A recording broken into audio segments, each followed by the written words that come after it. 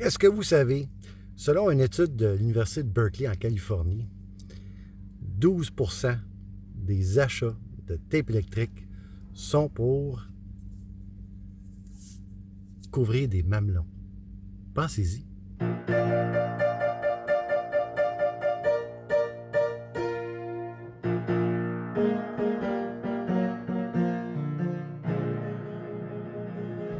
Et bonsoir, chers téléspectateurs et téléspectatrices. Je suis Jerry Lauzon et bienvenue à Nomadisme expérimental. Aujourd'hui, ce soir, parce qu'on est le soir, on va parler d'outils. C'est Alain Plouffe, un abonné, merci beaucoup Alain, qui a suggéré ce sujet et je ne sais même pas pourquoi je n'y ai pas pensé avant, parce que oui, je traîne des outils avec moi en cas de pépin mécanique et pour d'autres raisons aussi. Et il voulait aussi savoir qu'est-ce que je ferais en cas de crevaison. Alors, on va parler de ceci ce soir. On parle outils puis d'autres affaires que moi, je trouve pratiques pour moi. Alors, si ça peut vous inspirer, vous donner des idées. Mais on ne fera pas ça dans la vanne parce que, hey, on parle d'outils. On va aller dans l'usine. Bon, on est dans l'usine, enfin, dans les bureaux. Parce que si je vous amenais dans l'usine, vous allez m'haïr parce qu'il y a du bruit comme ça, n'a pas d'allure. Fait que je me suis trouvé une place tranquille, salle de conférence. D'habitude, c'est ici que je fais ça. Fait que, on va y aller avec mon coffre à outils.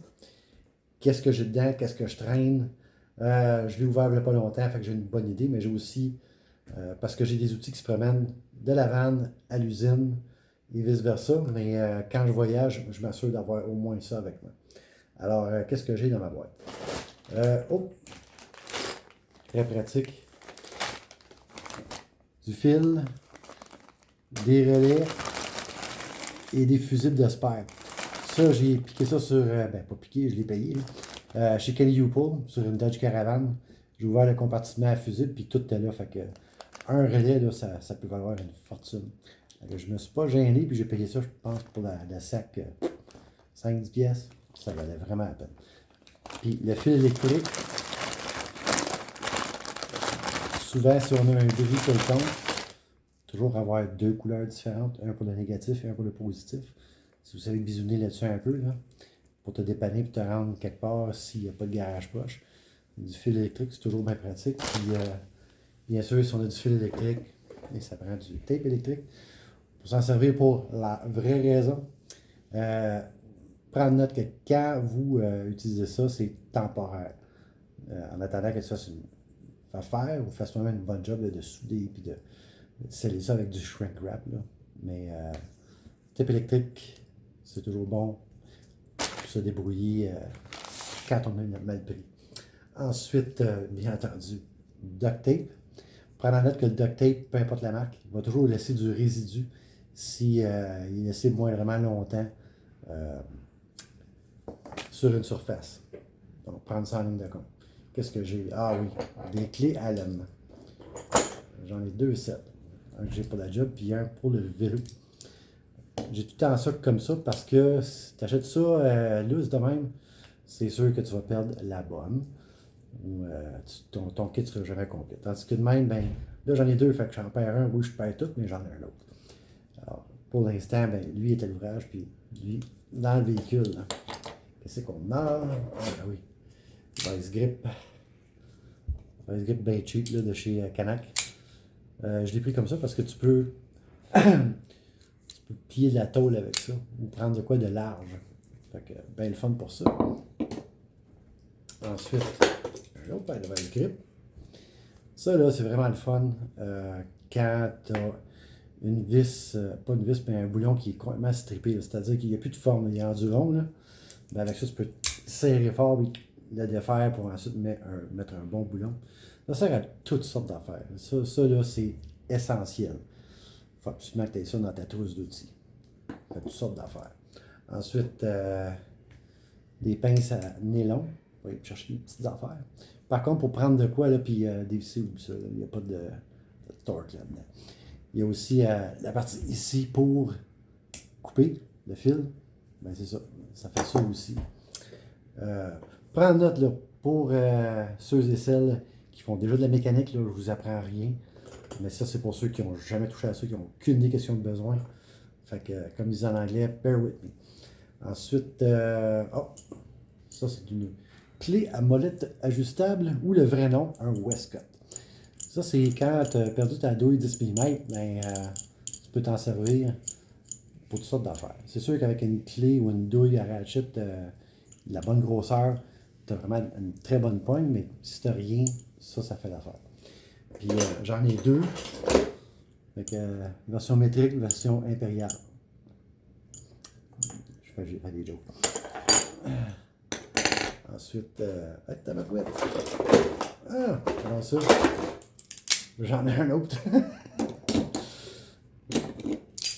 D'ailleurs, je pense que j'aurais fait quelque chose de spécial comme ça à un des rassemblements. Faire tirer une face grip, nomadisme expérimental, un souvenir. On regardera ça.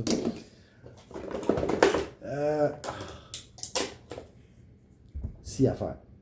Si à faire, tu peux faire plein de choses avec ça. Quand j'étais pompier, j'ai suivi un cours de désincarcération et on a tout fait avec des outils à la main. Et j'ai démonté un Ford Torino Station Wagon 1976 avec une hache, une barre à fer et ceci. C'est vraiment débile ce que tu peux faire avec une scie à faire. C'est bien le prix. Ça, en tout cas, moi j'ai tout le temps ça.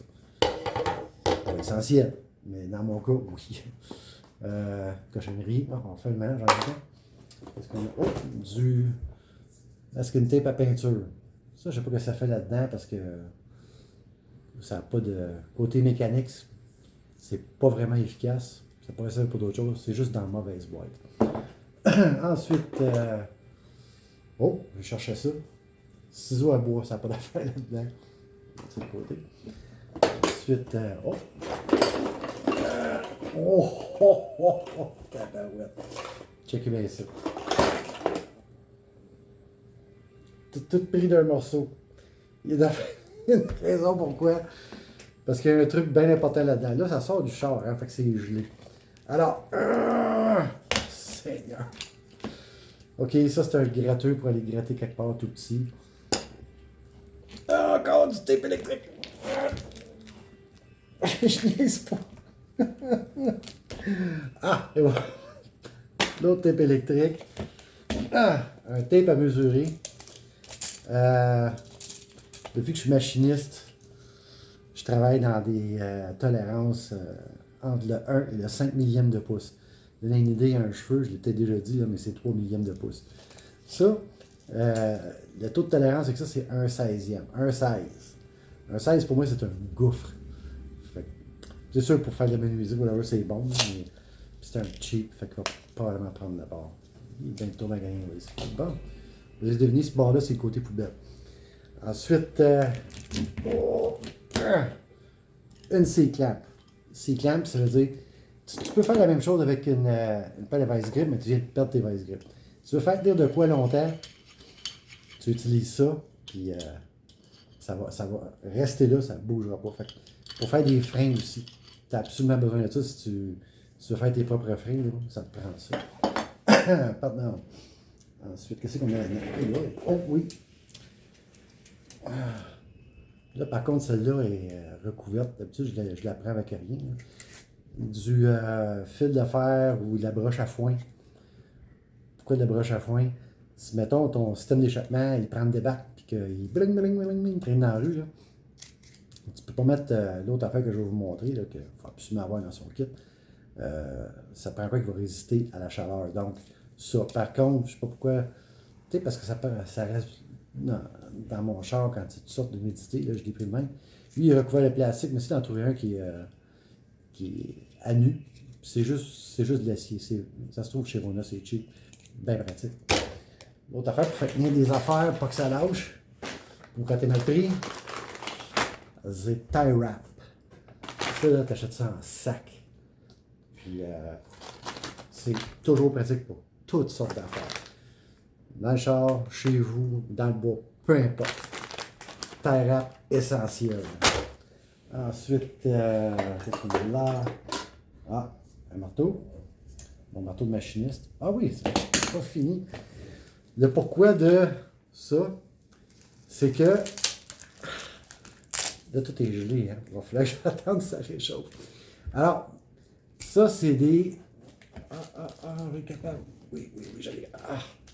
OK. C'est des pinces ajustables.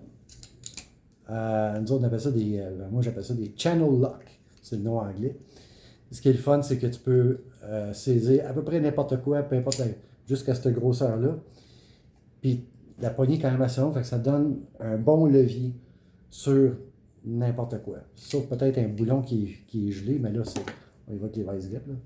Mais ça, pour aller chercher quelque chose, peu importe, c'est bien pratique. Ensuite, pied de biche. Si jamais quand est-ce qu'on a besoin d'un bon levier ou juste quelque chose.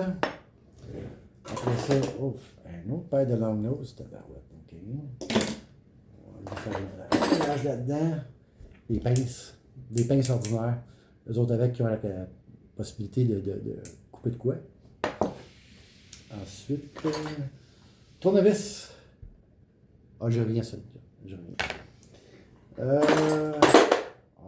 Ça, c'est des morceaux de... Oh! OK. J'ai glissé un mot tantôt. Ah ouais. J'allais trop vite. C'est quoi qui tenait tous les outils ensemble? C'est du butyl. Du butyl, là, il est fret, là. Mais ça sèche jamais. Et c'est noir, là, comme ça. Là. Tu peux l'acheter en rouleau chez Rona, ces places-là. Puis c'est très pratique pour boucher les trous. Quand tu as des fuites d'eau, quelque chose de même, ça, là, il n'y a plus rien qui passe. J'en ai toujours dans mon coffre. Puis là, je pense qu'il est tombé parce que d'habitude, il est collé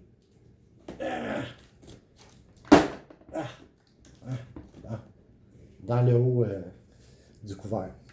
Mais là, je pense qu'il est tombé, puis ça a fait ça. Bon, ensuite, on a tout ça d'affaires là-dedans. Pour enlever les fusibles et les tester en même temps. Ensuite, toutes sortes de petits tournevis. Une affaire en bois que je sais même pourquoi j'ai ça. OK. Ça, c'est des petits tournevis de même, c'est pas dans le bon coffre. Ça va dans le coffre des outils de char téléguidé. C'est là que ça va. Ah oui. Ah, ouais. Je capote, là, je parle d'outils. Douille 10 mm. Écoutez-moi bien. Si vous n'êtes pas familier, que vous n'êtes pas mécano pour 2 cents, je vais vous expliquer le dilemme de la douille de n'importe quoi 10 mm. 10 mm dans un char, là, il y a plein d'affaires que ça prend une douille ou une clé 10 mm. Et devinez quoi? Ça disparaît tout le temps. D'ailleurs, je suis surpris que je n'avais encore une dans mon coffre. Parce que d'habitude, j'en ai comme 3, parce que je les perds tout le temps. Puis ça a l'air que je ne suis pas tout seul.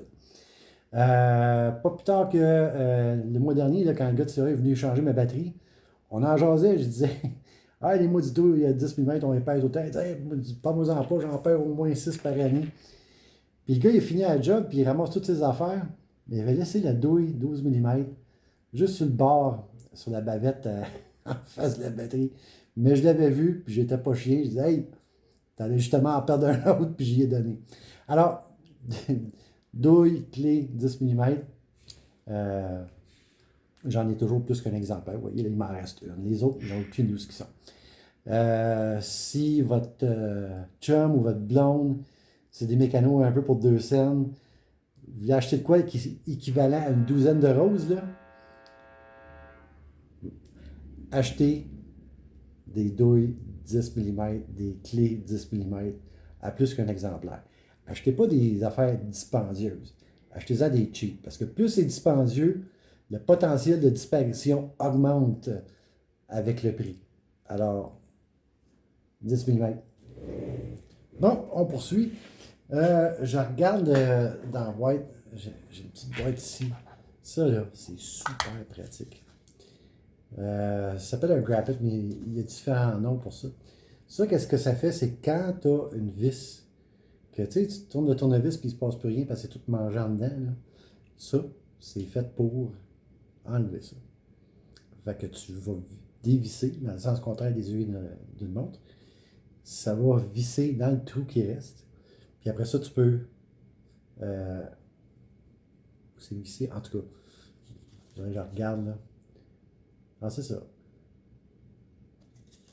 tu dévisses dedans, puis ça va prendre, puis en dévissant. Après ça, quand ça va arriver dans le fond du trou, ça va dévisser la vis, puis ça va sortir. Ça, j'ai tout le temps ça dans mes affaires. C'est tellement pratique. Ensuite, là, j'ai un kit de douille, petit tournevis plat, souvent pratique.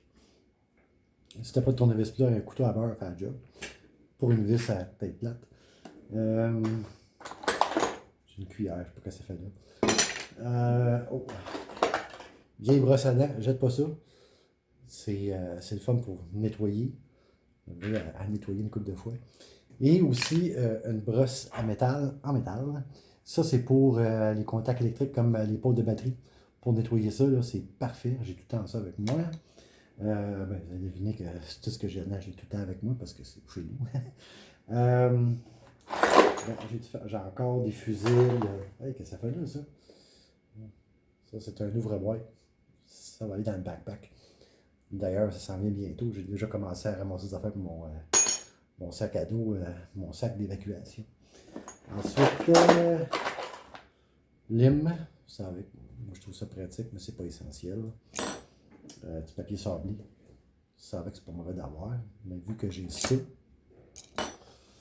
Ensuite, j'ai un kit de ratchet avec différentes douilles. J'ai des grosseurs de ratchet. C'est un gros kit que j'avais à m'emmener. J'ai juste gardé l'essentiel, un petit puis un gros. 10 mm. Après ça, j'ai des mèches de grill. Bon. Il n'y a rien d'autre là, vraiment de spectaculaire dans la boîte. C'est un fouillis total que je vais ramasser après le tournage. On va mettre de l'ordre là-dedans parce que c'est des affaires que tu n'as pas de besoin, mais c'est du poids de plus dans le véhicule. Puis du poids mort, ça fait quoi? Ça coûte du gaz. Fait que on va se donner la peine de faire un petit ménage dedans avant de le remettre dans la vanne. D'ailleurs, le coffre lui-même a une deuxième utilité. Ça sert de support à mon lit. Le lit, sans lui, il va se tenir tout seul, pas de trouble, mais avec mon poids. Fait que ça, il fit parfaitement en dessous du lit. Fait qu'il vient s'accoter dessus, puis je suis petit guidou. L'autre affaire qui n'est pas dans le coffre, mais que j'ai toujours avec moi, c'est ce qu'on appelle un breaker bar. Pourquoi un breaker bar? Parce que quand quelque chose ne bouge pas et qu'il ne veut rien savoir, si ça ne dévisse pas, ça va casser. En tout cas, c'est mon analyse du nom, breaker bar. Et j'ai une douille qui va avec ça. C'est une douille 3/4 qui, ici, il n'y a pas de ratchet. Là. Ça, c'est full on, full off. Fait que, ça, c'est pour les roues, les noix de mes roues, les boulons. Fait que surtout quand je fais changer mes pneus été-hiver, un 100 km après ou un tour d'autoroute après, je vais faire le tour juste pour faire sûr que tout est encore bien serré, sans être trop malade. Là. Juste, si tu me mets dessus et ça fait oh non, là c'est pas serré partout. Mais si ça fait comme tac, il va pas plus loin. C'est bien normal. J'ai toujours ça avec moi. Bien pratique. L'autre affaire, il y avait été mention de qu'est-ce que tu fais en cas de crevaison. J'ai deux options. Puis ça dépend de la crevaison. So, l'option 1, parce que le spare de Dodge Caravan est sous le plancher, en dessous du char. Puis sais-tu quoi? Il va rester là jusqu'à temps qu'il s'en aille à la scrap comme le premier. J'ai pas l'intention pas en tout de sortir le spare en dessous du véhicule. À moins d'être bien mal pris. Puis ça me tente même pas d'essayer de me pratiquer. C'est pour ça que j'ai une carte CA. Fait qu'une crevaison, appelle. Par contre, si... bon, c'est le break qui est fini. Si j'ai, mettons, une vis... On peut enlever des vis, ici. Une vis, un clou, une broche, n'importe quoi qui rentre dans le pneu, j'ai un kit pour réparer ça. Je vous montre ça tout de suite comment ça fonctionne. Donc, admettons que ceci est la semelle de votre pneu. Oui, parce que sur le flanc, ça ne marche pas. Un trou, une déchirure sur le flanc d'un pneu, c'est pas mal mortel. Donc, fait que là, tu passes ton temps à mettre de l'air dans le pneu, puis il baisse tout le temps, c'est parce que tu as une situation de même quelque part. Alors, quoi faire? Tu remets de l'air là-dedans, puis là, tu vas écouter, puis tu vas vraiment l'entendre. Alors, quand ça arrive, première affaire à faire, c'est pogner un tournevis, enlever la vis, ou s'il n'y a plus de tête après parce que tu as roulé avec, tu prends les pinces et tu l'enlèves. Après avoir enlevé l'objet en question, là tu prends un kit. Ça, tu peux acheter ça chez Canadian Tire, les magasins de pièces auto, ils ont tout ça. Tu as 2 outils, puis en général 5 mèches comme ça. Alors, ce que tu fais, le premier, c'est juste comme une lime.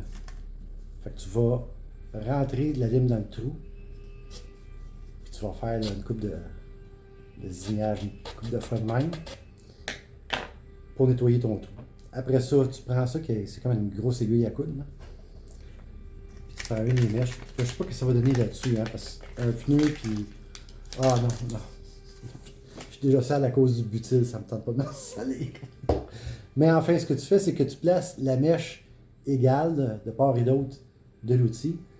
Tu l'insères dedans, comme ça, à travers, dans le pneu. Puis après ça, tu ressors. Puis là, ce qui va arriver, c'est qu'il y a une partie de la mèche qui va rester à l'intérieur, puis elle va boucher le trou vers l'intérieur. Fait que tu vas pouvoir mettre de l'air dedans. Puis tu n'as en masse pour y trouver un garage qui va te faire un vrai job de patch, là, qui va le faire de façon plus professionnelle. Mais j'ai déjà roulé sur une affaire de même pendant bien longtemps, fait que faut pas stresser, là. Si tu fais ça, puis que tu n'entends plus d'air, tu devrais être correct. Il y en a qui vont brûler le bout, mais ça a l'air que c'est pas recommandé. Juste prendre le côté coupant de tes pinces, puis enlever l'excédent. Puis après ça, tu devrais être fatigué.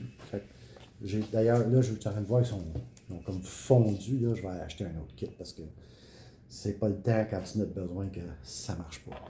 Alors ça, c'est hautement recommandé. Là. Les 2 outils ici, là. N'importe quel Canadian Tire, ça. Super facile à trouver, puis je m'en suis servi à quelques occasions. C'est arrivé. Ça. À part les outils, il y a d'autres affaires que je traîne dans la van qui n'ont pas rapport au véhicule comme tel, mais les outils, ça sert à toutes sortes d'affaires, pas juste pour le véhicule. Les autres outils que je traîne, j'ai une aiguise lame pour les couteaux. Il y a 2 étapes et au final, on finit avec la petite tête de diamant. Ça, j'ai pogné ça, surtout militaire Pont-Rouge ici à Québec. Vraiment, tu sais, si t'es habitué, les vieux surplus militaires, que tu rentrais dedans, puis ça sentait l'humidité puis le moisi partout, là. C'est pas de même partout chez SMPR. Vraiment pas. C'est très propre, puis ils ont du beau stock. Je les recommande. C'est là que je l'ai pogné. Parlant de couteau, ça, c'est un des meilleurs couteaux que je me sers quand je vais en forêt. Il est dans le fond quelque part du char, il n'est pas autour de mon siège. Comme vous le savez, je l'ai tout le temps dit, si t'es pas formé pour te battre avec ça, c'est pas... Puis d'ailleurs, tu peux avoir un couteau juste pour te défendre au Canada, c'est contre la loi. Mais en forêt, par exemple, super pratique parce que ça sert... Tu veux te préparer du bois sec pour faire un feu, ben, tu peux y aller... tu sais, c'est quand même une bonne lame, là. Ouais, puis comment ça marche chez Guisoire, ça marche de même, là. Tu fais juste le mettre dedans comme ça, puis... Et voilà, c'est fait. T'as pas besoin d'être dans le bon angle puis tout. C'est ça que j'adore de ça, c'est que c'est tout le temps parfait. Oui, c'est sûr que les vrais pros, ceux qui savent aiguiser un couteau, vont faire un bien meilleur job que moi. Mais pour ce qui est de qu'est-ce que moi j'ai besoin, c'est super. Ça, c'est j'en ai quelques couteaux, là, ils ont toutes leur utilité. Celui-là, c'est vraiment quand on va faire une grosse randonnée en forêt, là, la grosse forêt sauvage, où ce que tu peux trouver une dose d'ours, là. Ça, c'est jamais des bonnes nouvelles. Mais, oh oui. Ça, j'ai payé ça récemment chez Sale. Je pense que j'ai payé ça 10$. J'en revenais pas. Je vous montre ce que c'est. Parce que ça va être trop long. Je vais... Et voilà. Une scie. Elle vient avec 2 lames. Une pour le bois sec, puis une pour le bois mou. Vraiment, puis un coup, c'est tout serré, démonté. C'est très compact. Hein. Facile comment ça se défait. Incroyable.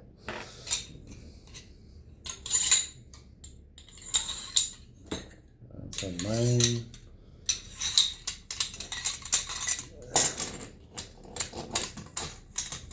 Ouais, je ne vous ai pas montré comment j'ai monté ça parce que je ne savais pas comment faire. Un peu, là. Allez, même à le remettre.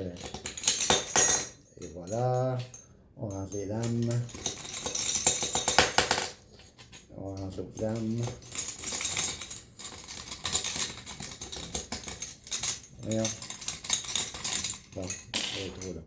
Anyways, juste pour vous montrer que ça a l'air un coup tout à remonter.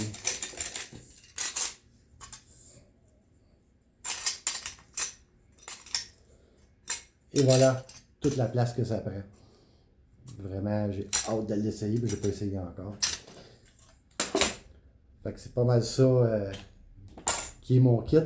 Je voulais revenir au final avec l'histoire de la vis à tête carrée, ou son vrai nom, la vis Robertson.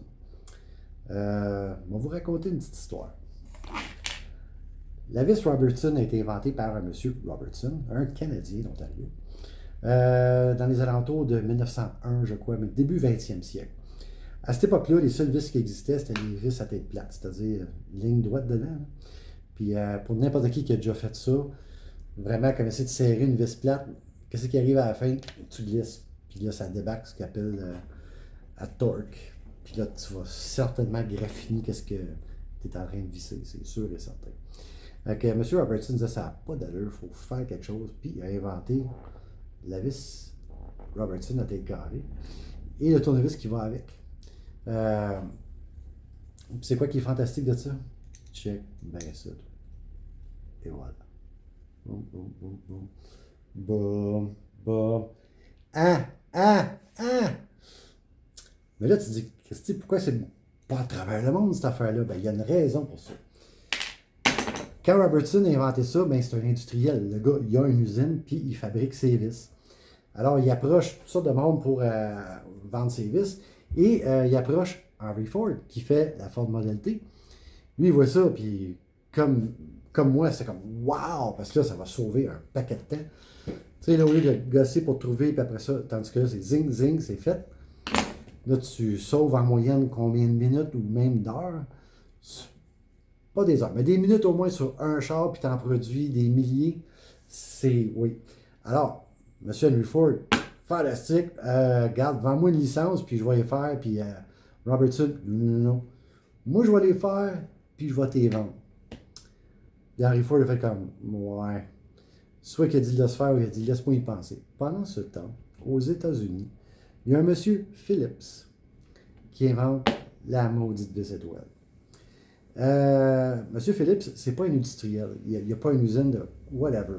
Lui, il fait juste inventer la vis étoile. Tu sais, la fameuse vis que quand tu sers, à un moment donné, ça pop, puis il ne se passe rien, ou tu essaies de dévisser, tu as strip, là, dans le beurre. Ça arrive jamais, enfin presque jamais avec une Robertson. Ben lui, il n'y en a rien à foutre de faire des vis. Lui, il veut vendre la licence. Puis Ford, check ça, hey, c'est bien mieux que la vis à tête plate. J'ai juste à payer une licence. Il a payé la licence. Puis c'est comme ça que la vis Robertson est restée une affaire canadienne. Tellement que un peu partout aux États-Unis et certainement au Mexique, c'est quasiment une vis anti-vol parce que personne ne connaît ça. Au niveau des Américains, ceux qui font des meubles connaissent la vis Robertson beaucoup, ils s'en servent énormément à cause de sa facilité d'utilisation comme de fait. Fait que c'est pas mal ça, ça fait le tour. Écoutez, si vous n'avez pas d'outils, c'est quoi la meilleure façon de t'équiper? Allez pas dépenser une fortune. Première affaire à faire, commencez par fouiller dans vos affaires. Vous n'avez probablement déjà. Exemple, ce petit marteau de machiniste appartenait à mon père, qui a acheté ça dans les années 50. C'était un marteau pour quand il ne trouve pas son vrai marteau. Il prenait ça. Ça a traîné dans le fond de son coffre pendant je ne sais pas combien d'années. Puis c'est moi qui l'ai restauré, puis je m'en sers à tous les jours. Que ça fait un marteau de machiniste, souvent on va placer nos bidules pour mettre un cadran pour être au milieu de près, puis à coup de petits tapes, pour y aller 1 millième à la fois pour placer notre affaire, puis après ça, on est good. Fait que je l'ai restauré, c'est le manche d'origine. J'ai poli les bouts, je l'ai peinturé, j'ai tout nettoyé, puis il m'a coûté 0$. L'autre place, une vente de garage, marché aux puces. C'est une belle place pour trouver des beaux outils vintage comme celui-ci. Ça, là, j'ai payé ça, je pense. Ah, j'ai payé ça 5 piastres. Puis c'est fait au Canada. Il n'y a plus personne qui fait des outils de même au Canada, là. Ça, c'est vintage. C'est solide. C'est smooth. Puis oui, je l'ai retapé, je l'ai nettoyé. Un petit peu d'huile, un petit peu de peinture rouge, comme il y avait à l'origine. Puis, regarde, cet outil-là, là, il est éternel. L'autre place, bien entendu, si tu ne sers pas d'outils souvent là, pour ne pas dépenser de la grosse argent, Dollarama, ils en ont une coupe. Voilà. Sinon, ben, Canac, la série Walken, vraiment pas cher, puis ils ont toutes sortes d'affaires, puis c'est quand même, c'est pas de mauvaise qualité. Fait que c'est qu'est-ce que je vous recommande si vous voulez vous équiper, un coffre, n'importe quoi. Va pas acheter un coffre nu à 100$, là. Va sur Marketplace, il y en a plein des coffres, en métal, en plastique, peu importe ce qui fait ton bonheur. Euh, fait que, puis à part ça, ben, comme de fait, duct tape, tape électrique, tie wrap, broche à foin. Je suis sûr que j'oublie de quoi là. Ah oui, au niveau de lubrification, pas du WD-40. N'importe quoi sur ça. Parce que c'est pas vraiment un lubrifiant. En tout cas, sur ce, bonne route. Au plaisir de savoir. Puis, ah oui, la fin de semaine prochaine, le 28 février, 1er et 2 mars, j'étais à Drummondville à l'exposition VR, VR Classe B à l'Expo Centre de Drummondville. Je vais être là les 3 jours. Merci à Emmanuel qui m'a prêté une prise de courant pour la fin de semaine. Fait que, c'est Tigidou. Puis je vais avoir pour vous porte-clés, des stickers de Nomadis Expérimental. Fait que venez me voir, puis on va jaser, puis ça va être cool. Je vais être au kiosque de l'association Van Life Québec. Fait que sur ce, à la prochaine. Bye!